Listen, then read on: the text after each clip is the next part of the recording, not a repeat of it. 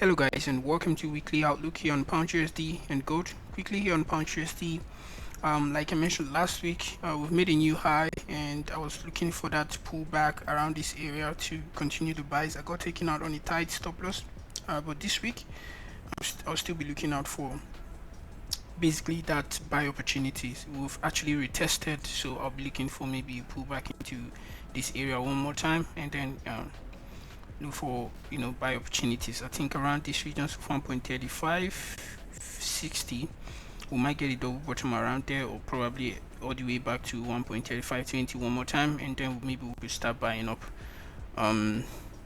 For additional confluence, we could maybe use this here and see if that's going to make any sense at any point in time next week. So with that being said, I'll be looking for maybe pullback from here to this region here, and maybe a continuation of price, and we start creating higher highs and higher lows, possibly come back all the way to 1.3868. Yeah, basically I don't really see price breaking below this region. We might get fake outs all around to this regions of 1.3481, but I think price is going to stay yeah, above 1.35, because that's a very huge psychological level that has held off in the past. Head of all these regions are 1.3550 regions, so price is going to try to stay above it, and I'll be looking for buy opportunities around these areas. Or if price continues, I'll be looking for new structures. The target will be to see price all the way back to 1.37 and 1.38. That's that. And for gold, quite similarly, we've had price made all this huge push all the way to 5,600, and we saw price dump all the way back to 4,500 regions. Basically we're picking up orders, and gold is still going to be very bullish. So the point is, how are we going to go into this market? Now I've seen how price rejected here before breaking, and I see how it's reacting across to that region.